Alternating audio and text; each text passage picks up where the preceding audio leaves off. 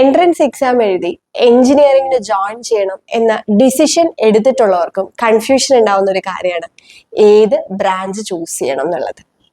So നമുക്കിപ്പോൾ കേരളത്തിൽ available ആയിട്ടുള്ള എഞ്ചിനീയറിംഗ് ബ്രാഞ്ചസിനെ കുറിച്ചുള്ള ഒരു ബ്രീഫ് ഐഡിയ ആണ് ഞാനിപ്പോൾ തരുന്നത്. അപ്പോൾ നമുക്ക് മെയിൻ ആയിട്ട് 4 ഗ്രൂപ്പാണ് വരുന്നത്. ഇപ്പോൾ ഫസ്റ്റ് വൺ എന്ന് പറയുന്നത് computer science and related branches. രണ്ടാമത്തത് നമുക്ക് ഇലക്ട്രിക്കൽ സയൻസ് എന്ന് പറയുമ്പോൾ നമുക്ക് അതിൽ ഇലക്ട്രോണിക്സ് ആൻഡ് കമ്മ്യൂണിക്കേഷൻ, അതുപോലെ തന്നെ ഇലക്ട്രിക്കൽ എഞ്ചിനീയറിംഗ് റിലേറ്റഡ് ആയിട്ടുള്ള ബ്രാഞ്ചസ് ആണ് വരുന്നത്. മൂന്നാമത്തെന്ന് പറയുന്നത് നമുക്ക് ഫിസിക്കൽ സയൻസ് എന്ന് പറയുമ്പോൾ നമുക്ക് mechanical engineering, civil engineering, automobile engineering, aeronautical engineering തുടങ്ങിയിട്ടുള്ള ബ്രാഞ്ചസ് ആണ് വരുന്നത്. പിന്നെ നാലാമത്തത് ലൈഫ് സയൻസ് ആണ് വരുന്നത്. അതിനകത്ത് നമുക്ക് ബയോടെക്നോളജി, ഫുഡ് ടെക്നോളജി, അതേപോലെ ബയോടെക്നോളജി ആൻഡ് ബയോകെമിക്കൽ എഞ്ചിനീയറിംഗ് തുടങ്ങിയിട്ടുള്ള ബ്രാഞ്ചസ് ഒക്കെയാണ് വരുന്നത്.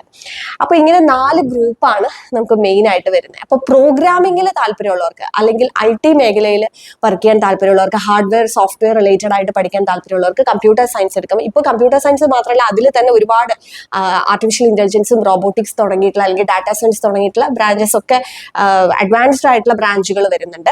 ഇനി അതല്ല നിങ്ങൾക്കൊരു കോർ ഇലക്ട്രോണിക്സ് അല്ലെങ്കിൽ ഇലക്ട്രിക്കൽ റിലേറ്റഡ് ആയിട്ടുള്ള ഒരു സബ്ജക്റ്റ് ആണ് പഠിക്കാൻ താല്പര്യമുള്ളതെന്നുണ്ടെങ്കിൽ തീർച്ചയായിട്ടും നിങ്ങൾക്ക് ഇലക്ട്രിക്കൽ സയൻസിന്റെ അണ്ടറിൽ വരുന്ന ബ്രാഞ്ചസ് എടുക്കാം. പിന്നെ ഫിസിക്കൽ സയൻസ് ആണ്, സിവിൽ എഞ്ചിനീയറിംഗ്, മെക്കാനിക്കലും ഓട്ടോമൊബൈലും കൂടുതലും ബോയ്സ് ആണ് ചൂസ് ചെയ്യുക. പക്ഷേ ഗേൾസിനും ഇൻട്രസ്റ്റ് ഉണ്ടെങ്കിൽ അതിലേക്ക് വരാം. സോ അങ്ങനെ സിവിൽ എഞ്ചിനീയറിംഗ്, അതേപോലെ തന്നെ മെക്കാനിക്കൽ, ഓട്ടോമൊബൈൽ, എയറോനോട്ടിക്കൽ എഞ്ചിനീയറിംഗ് ഒക്കെ താല്പര്യമുള്ളവർക്ക് ഫിസിക്കൽ സയൻസിന്റെ അണ്ടറിൽ വരുന്ന ബ്രാഞ്ചുകൾ ചൂസ് ചെയ്യാം. പിന്നെ ബയോടെക്നോളജി, ഫുഡ് ടെക്നോളജി അത് വളരെ ലിമിറ്റഡ് കോളേജുകളിൽ അവൈലബിൾ ആവുള്ളൂ.